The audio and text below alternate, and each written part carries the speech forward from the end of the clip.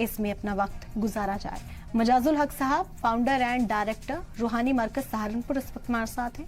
مولانا Sajid Rashidi president آل India امام ایسوسی ایشن اس وقت ہمارے ساتھ جڑ گئے ہیں۔ خیر مقدم ہے آپ کا سلام ٹی وی پر۔ مجاز صاحب آپ سے شروعات کرتے ہیں کیونکہ چند روز محض 5 دن کا وقت کہا جائے بچا ہے اور اب آخری اشرا ہے، بے حد اہم سے مانا جاتا ہے۔ 2 تاخیراتیں اب بھی ہمارے پاس ہیں، کس طرح سے اپنے وقت کو گزارا جائے، عبادتوں میں کس طرح مشغول رہا جائے، کیونکہ ہم دیکھتے ہیں کہ جیسے جیسے مہینہ آخر اختتام پر پہنچتا ہے، لوگ جو ہیں وہ ابھی سے ہی عبادتوں سے دور ہونے لگتے ہیں، بازاروں میں زیادہ رونق دکھنے لگتی ہے۔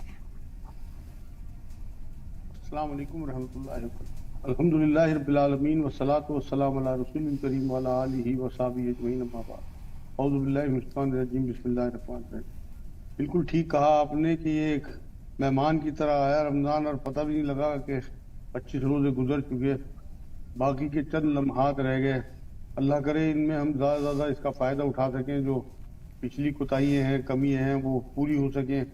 اللہ کر دے ان 4-5 دنوں میں، اور فطرانہ بھی دینا ہے تو انشاءاللہ جو کمپنسیشن ہوگا ہماری تمام کوتاہیوں کا جو ہم سے بیچ میں رہ گئی۔ اصل میں رمضان جو ہے نا، یہ اللہ کی طرف سے ہمیں ایک ایسا تحفہ ہے۔ رمضان کہتے ہیں جھلسا دینے والی چیز کو، تو امید یہ ہے انشاءاللہ جو 25 روزوں میں جیسی بھی ٹوٹی پھوٹی عبادت، جیسے بھی روزے ہم سے رکھے گئے، اللہ کی شان کے مطابق تو نہیں رکھ سکتے، لیکن انشاءاللہ رمضان کی اس برکت سے ہمارے پچھلے تمام گناہ ان رمضان میں جو اس روزوں میں جو ہم سے کوتاہیاں ہوئی ہیں وہ اللہ سب جھلسا دیں گے اس رمضان کی برکت سے۔ اور ہم جب رمضان سے نکلیں گے تو سرخ روح ہو کے نکلیں گے انشاءاللہ تعالیٰ، پچھلے تمام گناہوں سے پاک صاف ہو گئے۔ اور یہی ہونا بھی چاہیے، کیونکہ اصل میں قرآن یہ کہتا ہے سورہ بقرہ آیت 83 کے روزے تم پہ فرض کیے قرار دے دیے گئے جیسے پچھلی امتوں پہ، تاکہ تم متقی بنو۔ اب اگر ہم یہ تمام روزے پورے کرنے کے بعد متقی بن جاتے ہیں تو جو علت ہے روزوں کی، جو مقصد ہے روزوں کا، وہ پورا ہو جائے گا انشاءاللہ۔ اور اگر ہم میں اتنے تمام روزے رکھنے کے باوجود بھی تقویٰ نہیں آیا تو پھر آپ یقین کریں یہ تو ہمارا ایسا ہی معاملہ ہوا کہ جیسے ہم نے ایسے ہی کھانا پینا چھوڑ دیا، مباشرت چھوڑ دی۔ دوسری بات یہ ہے کہ اس میں سب سے بڑی وعید اللہ کی طرف سے اپنے رسول کے ذریعے ہمیں دی گئی ہے کہ روزے جو ہیں یہ ہمارے لیے ڈھال بنیں گے، اور ڈھال جو چیز ہوتی ہے وہ جنگ میں کام آتی ہے، وار روکنے کو۔ جو شیطان کے وار ہیں انہیں روکنے کے کام آئے گا۔ رمضان کے جو روزے ہیں یہ ڈھال بن کے کھڑے ہو جائیں گے کہ اللہ میں نے اسے کھانے پینے سے روکے رکھا، اس کی بخشش فرما، اسے معاف کر دے۔ اسی طرح قرآن جو ہے وہ یہ کہے گا کہ میں نے اسے راتوں میں سونے سے روک کے رکھا، جاگنے کے لیے تیار کیا، اور اس کی سفارش، اس کے حق میں میری سفارش قبول فرما۔ یہ بہت بڑی نعمتیں ہیں جو ہمارے ہاتھ سے اب نکلی چلی جا رہی ہیں، بالکل برف کی طرح۔ برف کا پوری سلی تھی وہ پگھل کے اب تھوڑی سی رہ گئی۔ اب اس کے بعد ہمیں دیکھنا ہے کہ ہم اس رمضان سے نکل کے آگے کیا کریں۔ رمضان میں جو ہے نا یہ شوال کے روزوں کی شکل میں اپنے نقشے پا چھوڑ کے جاتا ہے۔ روزے جو ہیں رمضان کے پاؤں کے نشان ہیں، جو شوال کے روزے ہیں 6 جو سرسید کے، تو اگر ہم ان میں داخل ہوتے ہیں اور ان روزوں کو بھی رکھ لیتے ہیں تو آپ یقین کریں کہ رمضان کا جو مقصد ہے وہ پورا ہوتا ہے کہ ہم جو دعوت فکر رمضان ہمیں دے کے گیا کہ ہمیں اللہ کی راہ میں اللہ کے حکم کے حساب سے ان دنوں میں وہ حلال چیزیں بھی چھوڑ دینی ہیں جو عام دنوں میں ہمارے لیے حلال ہیں۔ اصل تو بات یہ ہے آج کل جتنا زمانہ بدل چکا اس میں دیکھتا ہوں کہ اللہ کے کہنے پہ ہم حلال چیزیں چھوڑ دیتے ہیں اس رمضان میں، لیکن جو حرام ہے پہلے سے ان چیزوں کو نہیں چھوڑ پاتے، جیسے بد نظری ہے، غیبت ہے، جھوٹ ہے، دھوکہ ہے، نمبر 2 مال بیچنا ہے، لوگوں کی دل برائی ہے، لوگوں کی مذاق اڑانا ہے۔ یہ وہ بہت ساری چیزیں، ایک لسٹ ہے پوری کہ ہم ان چیزوں کو نہیں چھوڑ پاتے روزہ رکھنے کے باوجود بھی۔ لوگوں کو اندازہ نہیں ہے اصل میں روزہ جو ہے یہ ایک ایسی نعمت ہے جس کا اللہ نے کہا اس کا بدلہ میں خود دوں گا۔ اصل میں اس کے پیچھے بھی ایک یہ راز ہے بہت بڑا کہ روزہ کی جو اجر ہے وہ اللہ خود کیوں دیں گے، کیونکہ یہ صرف اور صرف اللہ کے لیے ہے۔ آپ یہ دیکھیں کہ آپ وضو کرتے ہوئے ایک گھونٹ پانی اگر حلق کے نیچے اتار لیں تو آپ کو کوئی روک نہیں سکتا، پتہ بھی نہیں لگے گا کسی کو۔ تنہائی میں آپ جا کے کچھ کھا لیں تو کسی کو پتہ، لیکن ایک سوچ ہمارے ذہن میں اللہ رب العزت کی طرف سے اس کی توفیق سے بن گئی کہ اللہ ہمیں دیکھ رہا ہے۔ اگر ہم نے حلق کے نیچے پانی اتار لیا تو وہ تو دیکھنے والا ہے اگر کوئی اور نہیں دیکھ رہا۔ یہ تصور جو اللہ نے ہمیں دیا ہے کہ میں تمہیں دیکھ رہا ہوں اس وقت جب تم تنہائی میں ہو، تم کھا پی نہیں رہے میرے ڈر کی وجہ سے، اس لیے اس کے اجر کو بڑھا دیتا ہے۔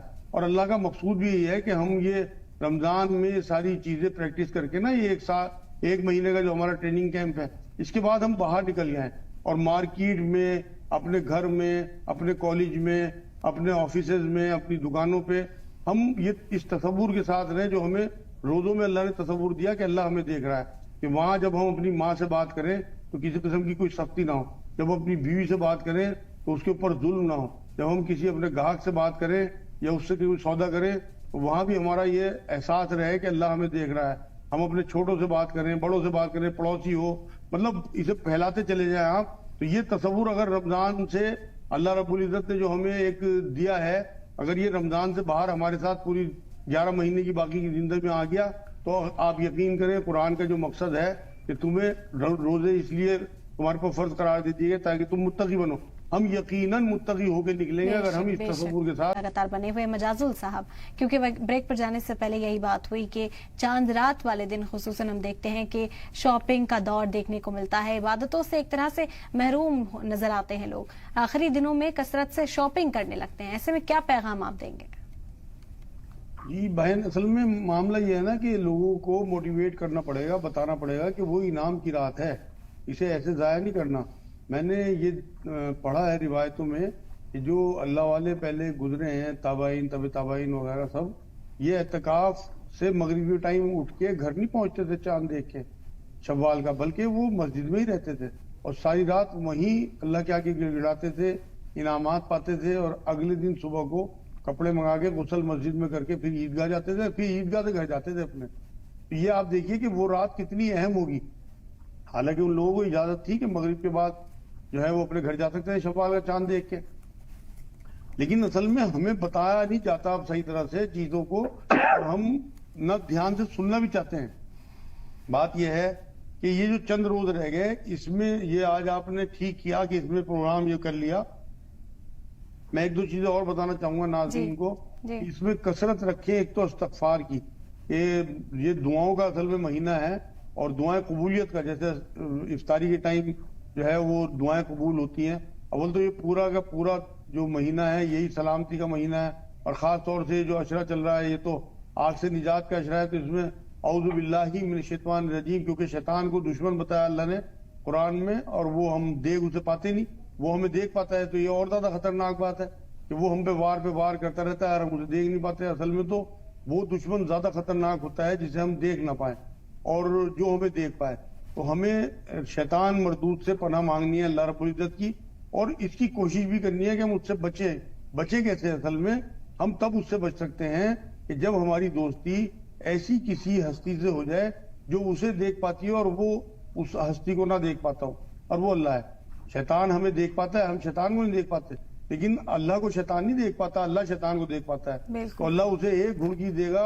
ये सब जो है शैतान हो या उनके चेले हो, ये अल्लाह के कुत्ते हैं, एक डपट में नीचे बैठ जाएंगे। आप किसी कोठी में एंटर होना चाहें और वहां कुत्तों की फौज हो और आपका ताल्लुक कोठी के मालिक से हो, तो बाहर से आप एक फोन करेंगे कि आप इन्हें कुत्तों को जरा संभलवा दीजिए, तो आपके एक फोन पे उन कुत्तों को वो एक घुड़की देगा अंदर से मालिक, और वो दुबक के एक तरफ बैठ जाएंगे। तो अगर आपका ताल्लुक अल्लाह से है तो आपके शैतान कुछ नहीं बिगाड़ सकेंगे। तो हमें अपना ताल्लुक अल्लाह से पैदा करना है, और अल्लाह से ताल्लुक पैदा करने के लिए ये रमजान अल्लाह रब्बुल इज्जत ने हमें एक रहमत और नेमत और एक जो है इनाम के तौर पे दिया है। कुरान कहता है इसकी खुशियां मनाओ, और इसमें कुरान को नाजिल किया गया। सूरह बकरा आयत 185 में अल्लाह ने कहा कि रमजान वो महीना है जिसमें मैंने कुरान को नाजिल किया, जो तमाम इंसानों के लिए हिदायत है, और इसमें हिदायत की और हक और बातिल को अलग अलग करने की चीजें हैं, मतलब हिकमत की बातें हैं।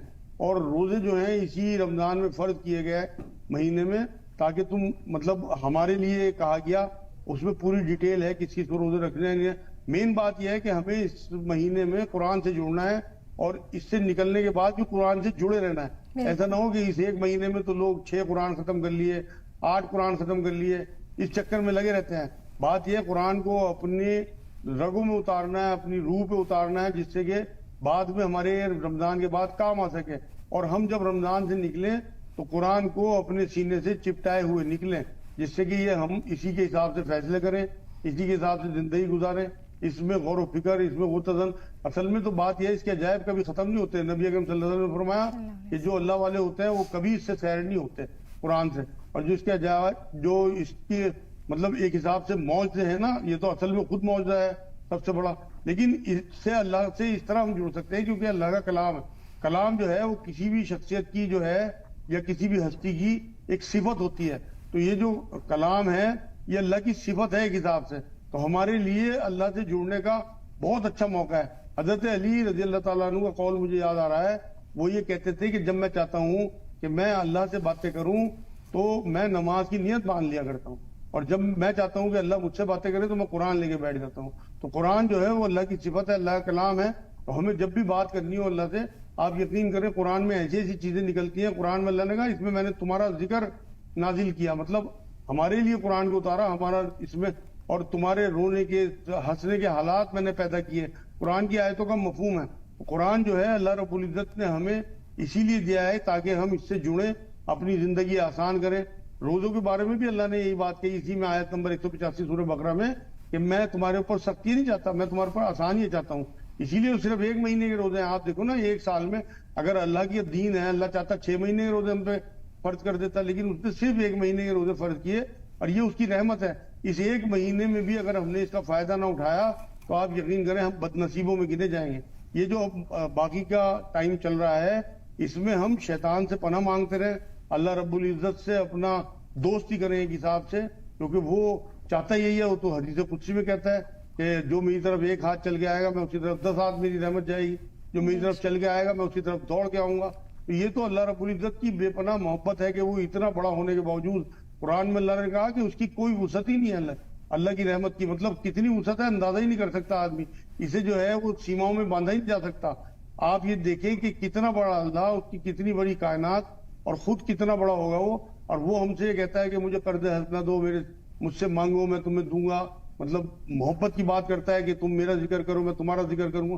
قرآن میں ایک بات کہی اللہ نے, کتنی محبت اور کتنی شفقت سے اس نے ہم لوگوں کے لیے قرآن میں چیزیں اتاری ہیں, اندازہ ہی نہیں ہے لوگوں کو. یہ دن کیونکہ آخری دن چل رہے ہیں اور رمضان کا جو مہینہ ہے اس میں دل نرم ہوتے ہیں, قرآن سے بھی لوگ جڑے ہوئے ہوتے ہیں. تو میں یہ ریکویسٹ کروں گا کہ عمر بھر کے لیے طے کر لیں کہ انشاءاللہ جس طرح ہم قرآن سے اس مہینے میں جڑے ہیں اس کی برکت لے کے باہر نکلیں اور قرآن سے ہمیشہ جڑے رہیں. اور قرآن کو پڑھنے کا بھی طریقہ سمجھ لیں کہ جتنی تلاوت کریں اس کا ترجمہ ضرور پڑھیں. کوئی چیز سمجھ میں نہ آئے تو اپنے علماء دین سے معلوم کر لیں, جس مسلک کے بھی آپ ہوں, جسے بھی آپ مانتے ہوں اپنے دل کے زیادہ قریب اپنے عالموں میں سے, ان سے اس کا ترجمہ سمجھیں. ہر مسلک کے عالموں میں نے ترجمے ہمارے لیے کیے ہیں. میں ترجمہ کرنے کی بات نہیں کر رہا, میں ترجمہ پڑھنے کی بات کر رہا ہوں. مان لو حنفی حضرات ہیں, وہ مولانا تقی عثمانی صاحب کا آسان ترجمہ کر کے بہت اچھی تفسیر 3 جلدوں میں نے پڑھی ہے, بہت آسان ہے الحمدللہ. کوئی اگر اہل حدیث ہیں, وہ جوناگڑھی صاحب کی ایک تفسیر ہے, بہت اچھی تفسیر ہے, میری پڑھی ہوئی ہے. مولانا مودودی کے کوئی قریب ہوں جو جماعت اسلامی کے لوگ, وہ مولانا مودودی کی تفہیم قرآن جو لوگ کرتے ہیں وہ یہ کہتے ہیں کہ ہم نے ایسی تفسیر ہی نہیں پڑھی آج تک. وحید الدین خان صاحب کے کوئی قریب ہوں ان کی پڑھ, مطلب یہ بازار میں اتنی تفسیریں الحمدللہ. اب میں یہ نہیں کہتا کہ آپ اپنے مسلک سے ہٹو, آپ اپنے مسلک پہ رہتے ہوئے قرآن سے جڑ جاؤ. قرآن اللہ کا کلام ہے, ہمیں کسی مسلک سے بند کے یہ نہیں کہنا کہ آپ دوسرے مسلک کو کرٹیسائز کریں یا آپ اس سے کٹ جائیں, بلکہ اپنے مسلک پہ رہیں. اور اسی مسلک کے جو عالم دین نے قرآن کا ترجمہ کیا ہے وہ ہمارے لیے کیا ہے, وہ بڑے عظیم لوگ تھے جنہوں نے ترجمے کیے, تو ہمیں اس کا فائدہ اٹھانا چاہیے. ان کی محنت کا شکریہ ادا تبھی ہوگا جب ہم ان ترجموں سے جڑیں گے. آپ نے مجازل صاحب, ہم دیکھتے ہیں کہ مدد کا ہاتھ بڑھانے کا حکم دیا گیا, غریبوں کی مسکینوں کی مدد کریں, لیکن کیا اس میں اپنے رشتہ دار جو قریبی ہیں, جو پریوار کے فرد ہیں, جو اس وقت مجبور ہیں, ان کی کس طرح سے مدد کی جا سکتی ہے؟ کیا صدقہ فطر اپنے پریوار کے کسی ممبر کو دیا جا سکتا ہے جو مالی اعتبار سے کمزور ہے؟ ان کے حوالے سے کیا حکم ہے؟ بڑا اچھا سوال ہے آپ کا, بہت اچھا. اصل میں تو ضرورت مند جو پہلے رشتہ دار ہیں نا, سب سے پہلے انہی کی مدد ہونی چاہیے. زکوٰۃ فطرہ سب انہیں لگتا ہے. حضور نے فرمایا جو اپنے رشتہ داروں کی مدد کرے گا اسے ڈبل ثواب ہے, زکوٰۃ اور فطرہ دینے کا بھی ثواب صدقے کا, اور دوسرے صلہ رحمی کا ثواب. اور اگر کوئی پڑوسی ہو تو اس کے 3 ثواب ہیں, ایک رشتہ دار کی جو ہے صلہ رحمی, اور پڑوسی کی مدد, تیسرے آپ نے اللہ کا حق ادا کیا جو اللہ نے آپ کے اوپر رکھا. تو اس لیے اس ٹائم سب سے زیادہ ضروری اپنے رشتہ داروں کو دینا ہے, کیونکہ ہم کسی نہ کسی بات پہ ان سے ناراض ہوتے ہیں, انہوں نے شادی میں نہیں بلایا یا ہمارے ہاں شادی میں نہیں آیا, سلام نہیں کیا, چھوٹی چھوٹی باتوں سے ہماری دل برائی ہوتی ہے. ہم دور دور دراز علاقوں میں بانٹ جاتے ہیں لیکن اپنے رشتہ داروں کی طرف دھیان بھی نہیں دیتے. تو وہ جو غریب لوگ ہیں سب سے پہلے ہمیں ان کی خوشیوں کا دھیان رکھنا ہے. یہ ٹھیک کہا مولانا صاحب نے کہ یہ ایام جو چل رہے ہیں ان میں ہی ہمیں اپنے فطرانے ادا کر دینے چاہیے، جس سے لوگ عید کی تیاری کر لیں اپنی ان پیسوں سے، اور جیسی حیثیت ہو ویسا فطرانہ دینا چاہیے۔ یہ نہیں کہ ہمارے ہاں تو یہ بتا دیا جاتا ہے نا جیسے یہ 46 روپے تو لوگ اسی 46 روپے پہ لگ جاتے ہیں۔ یہ تو جو کمزور لوگ ہیں، جو غریب لوگ ہیں، ان کے لیے ہے فطرانہ 46 روپے دینا، جو کم حیثیت کے لوگ ہیں۔ ورنہ جس کی جیسی حیثیت ہو، کوئی پنیر دے سکتا ہو 3 سے تو پنیر دے، کوئی مطلب کشمش دے سکتا ہو، کوئی کھجور دے سکتا ہو۔ تو یہ ساری چیزیں جو حدیثوں میں آئی ہیں سبھی چیزیں دینی چاہیے معاشرے کے لوگوں کو، کسی کو کچھ، کسی کو کچھ، کسی کو کچھ۔ لیکن یہ بہت اچھا سوال ہے آپ کا، اس لیے سب سے پہلے اپنا محلہ، اپنا پڑوس، اپنے رشتے دار، اپنی بستی، اس کے بعد پھر دور دراز جائیں۔ اور بالکل آپ یہ دیکھیں خود ڈھونڈ کے دے لوگوں کو، سفید پوش لوگ ہوتے ہیں سوال بھی نہیں کرتے۔ قرآن میں اللہ نے کہا کہ بتا کے بھی دو صدقہ اور چھپا کے بھی دو، اور چھپانے کا مقصد یہی ہے کہ جو لوگ سفید پوش ہیں، جو لوگ آپ کے گلے پڑھ کے نہیں مانگتے، ان لوگوں کو خاموش